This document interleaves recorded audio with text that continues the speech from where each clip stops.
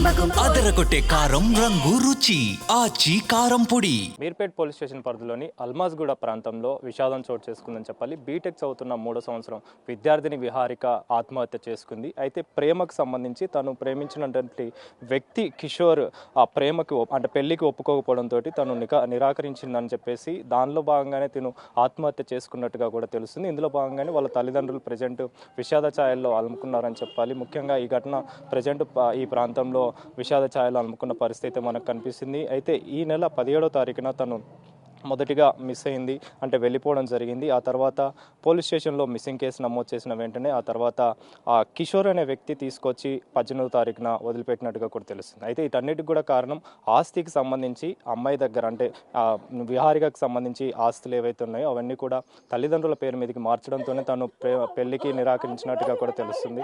అందులో భాగంగానే తల్లిదండ్రులు కూడా అదేవిధంగా ఆరోపిస్తున్న పరిస్థితి. ప్రజెంట్ అయితే తనని పోస్ట్ మార్టం నిమిత్తం ఉస్మానియాకి తరలించడం జరిగింది. తల్లిదండ్రులతో కూడా మాట్లాడదాం, అసలు ఏం జరిగింది, ఎప్పుడు జరిగిందో తెలుసుకుందాం. అమ్మ, అసలు ఏం జరిగిందమ్మా? అమ్మో, వాళ్ళు ప్రేమించుకున్నారని చెప్పారయ్యా. నేను ఫస్ట్ ఇయ్యనన్నాను. ఇయ్యనన్న తర్వాత ఇంటికి వచ్చి మమ్మల్ని కొట్టాడు, కారు అద్దాలు పగలు కొట్టాడు, గందరగోళం చేశాడు.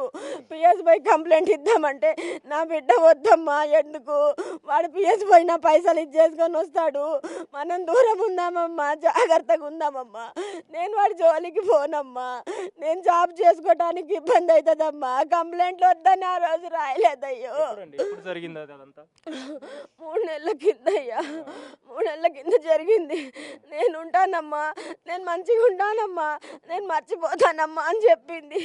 మళ్ళీ కాలేజీ కాడికి పోయాడంట. కాలేజీ కాడ గందరగోళం, బయట బస్ ఆపి గందరగోళం చేశాడంట. నాకు చెప్పను కూడా చెప్పలేదు, మా ఒళ్ళో బాగలేదని. 10 రోజుల నుంచి ఒకటే ఏడుస్తుంది. ఏందమ్మా అంటే, నేను బతకనమ్మా, నేను చచ్చిపోతాను, నాకు వాడు కావాలంటే. నేను ఇంటికి పిలిచి మాట్లాడాను అయ్యా, నేను మా ఇంటికి పిలిచి మాట్లాడాను. అయ్యా చేసుకో, నా బిడ్డ చచ్చిపోతా అంటుంది, చేసుకొని తీసుకుపో, మేమైతే చెయ్యలేము, మా పరిస్థితి బాగలేదు అని అంటే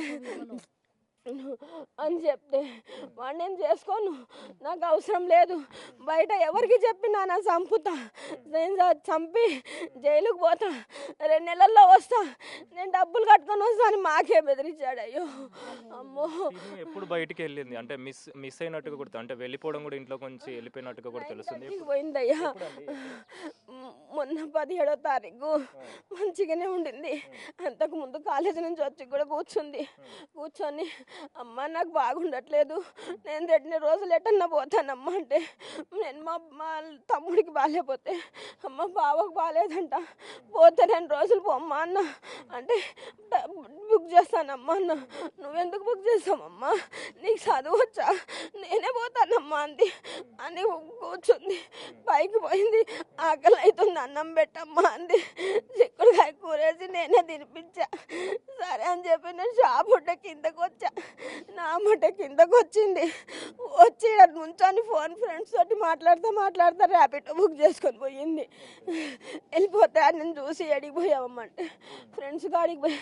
ఎవరు ఫ్రెండ్స్ అమ్మా, శ్రీనివాస్ కాడికి పోయావా, అఖిల వాళ్ళ ఇంటికి పోయావా, చరణ్ వాళ్ళ ఇంటికాడ ఉండవా, ఏడ ఉండవు చెప్పమ్మంటే, లేదమ్మా వాళ్ళేనా, నాకు కాలేజీ ఫ్రెండ్ ఉంది కదా, నా మైండ్ బాగాలేదమ్మా, నేను వస్తానమ్మా, నువ్వేం టెన్షన్ తీసుకోకు, నేను వస్తానమ్మా అంది. 5 నిమిషాల్లో వస్తున్నా అంది, 10 నిమిషాల్లో వస్తున్నా అంది. అమ్మా నువ్వు టెన్షన్ తీసుకోకు, నేను ఎక్కడికి పోను, నేను వస్తాను, నువ్వు టాబ్లెట్లు వేసుకోమ్మా అని చెప్పి స్విచ్ ఆఫ్ చేసింది. తెల్లవారులు చూసి 1:30కి పోయి కంప్లైంట్ ఇచ్చాము. కంప్లైంట్ ఇచ్చి 1:30కి ఇంటికి వచ్చాము. 5-2 నిమిషాలకు ఫోన్ చేసింది. అమ్మా ఎందుకమ్మా నువ్వు కంప్లైంట్ ఇచ్చావంట, నేను ఒక్కదాన్నే పోయానమ్మా అంటే, వాడికి కూడా ఫోన్ చేస్తే వాడికి ఎవరో ఫ్రెండ్ ఫోన్ చేసిందంట. ఇంకా వాడు ఫోన్ చేసి తిట్టుకుంటా పోయి ఆడ ఏమేమని తీసుకొచ్చాడో ఏమో, మమ్మల్ని రమ్మంటే మేము బాగలేని వాళ్ళమంతా దూరం రాలేము, ఆడ ఉంటని మా చుట్టాలు ఉంటారు తీసుకొస్తారంటే కూడా అట్లా ఎట్లా ఇదవుతుందంటే, వాడు డాడీ గురించి మళ్ళీ ఏమన్నా మాట్లాడుతాను. తీసుకొచ్చేటప్పుడు ఏమన్నాడు, వచ్చిన కాడ నుంచి కాలేజీకి పోలే, మొన్న ఒక్క రోజు పోయింది, అమ్మ నువ్వు కాలేజీకి పోయావా లేదా అన్న. పోయానంది. వాడికి మళ్ళీ కూడా నేను ఫోన్ చేశాను, మీరుపేట పిఎస్ కాడికి ఫోన్ చేసి, అయ్యా నా బిడ్డ తినట్లేదు, నాకు భయం అవుతుంది, చేసుకో అంటే నేను చేసుకోను.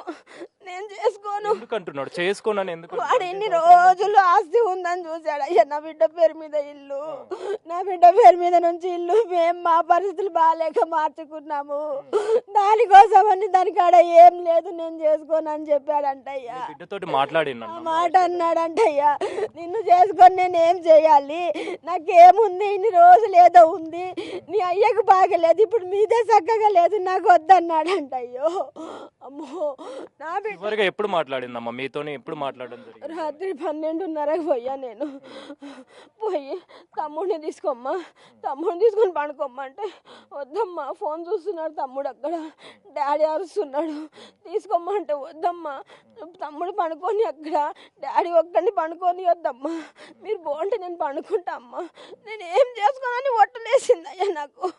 అమ్మా పొద్దున్నే డాడీకి హాస్పిటల్ తీసుకుపోవాలమ్మా, టాబ్లెట్లు అయిపోయి చాలా రోజులైంది, తీసుకోపోదమ్మమ్మా, వచ్చిన తర్వాత పిఎస్ కాడికి పోయి కంప్లైంట్ వాపస్ తీసుకుందామమ్మా, నువ్వు భయపడకమ్మా అన్నది. నాకు 12:30కి పోయి వాళ్ళు కరిస్తే అమ్మో ఇంకా అంతేనయ్యా. నేను పోయి బెడ్రూమ్లోకి పోయానయ్యా, నా కొడుకుని తీసుకొని పోయా. ఈయన ఫోన్ చూస్తున్నాడు, పండబెట్టుకోమ్మా అన్న, వద్దమ్మా అన్నది. అమ్మా డాడీ కాడ పండబెట్టమ్మా, వాళ్ళిద్దరు మాటలు చెప్తామనుకుంటారు అందమ్మో. నేనన్నా పడుకుంటా అంటే కూడా డాడీ ఉండడమ్మా నువ్వు లేకపోతే, పో అమ్మా అన్నది. నేను ఏం చేసుకోను అన్నది.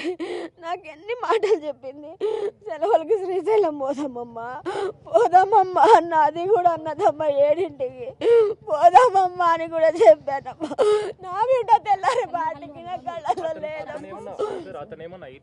మీకు సంబంధించి ఎలా పరిచయం? మాకు అస్సలు ఏం కాదు, వాడు రియల్ గా చంపేసిండాడు అంతేగా. ఇదే ఏరియాలో ఉంటాడు, ఇదే ఏరియాలో ఉంటాడు, అక్కడ ఉంటాడు అంతే. మీరు అంటే అమ్మ చెప్తున్నారు ఆస్తులు అనేవి మార్చడం వల్లనే తను ఈ విధంగా అది మనకు తెలియదు, ఈమెకు తెలుసు ఆ విషయం, నాకైతే తెలియదు. మాట్లాడడం జరిగింది, నాతో మాట్లాడుతుంది అమ్మాయి మంచిగానే. బాగలేదు 6 నెలల నుంచి బాగలేక ఈయనకి ఏం చెప్తలేరు ఈ విశేషాలు, వాళ్ళ ఏదైనా ప్రాబ్లం అవుతుందని.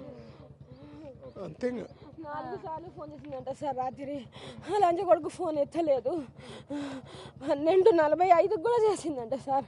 అమ్మో 1 దాకా ఫోన్ చేస్తూనే ఉందంట. ఎలా పరిచయం అయ్యాడమ్మా అసలు?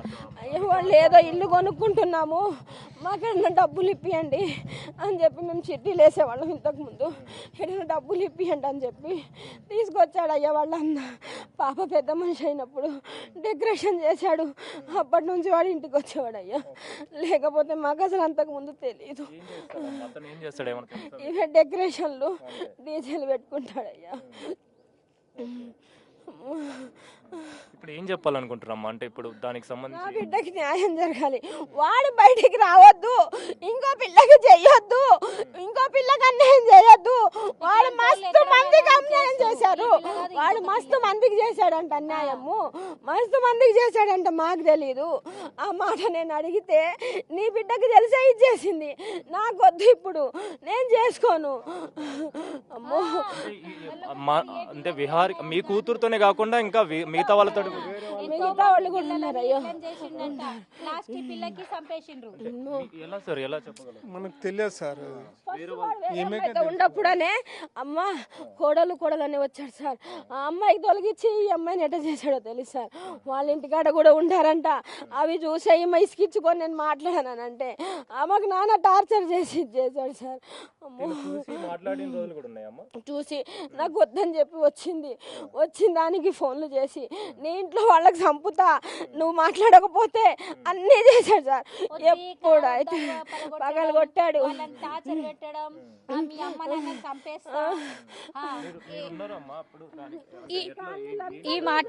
నేను మొన్న తిరుపతి పోయినప్పుడు వచ్చిన పాప కూర్చున్నది, నేను చూసిన, నేను మాట్లాడతా అని చెప్పిన. ఇట్లా పోయిందంటే ఎవరికైనా భయం అవుతుంది కదా, ఇట్లా జరుగుతుంది అన్ని కథలు, మళ్ళీ ఏదైనా సూసైడ్ గిట్లా చేసిందంటే నాకు చెప్పింది ఫోన్ చేసి, ఇట్లా భయం అవుతుంది నాకు, ఏం చేయాలి ఉషా అంటే, వద్దక్క మనం మాట్లాడుకొని మనం సరిదిద్దుకుందాము, కానీ ఆమెను ధైర్యం చెప్పు, కావాలంటే నేను మాట్లాడతా అని కూడా చెప్పిన. ఎలా ఉండేది? బాగుండేదా ఇంతకు? చాలా బాగుండే పిల్ల, కానీ 3 days నుంచి కొంచెం డల్ గా ఉంది.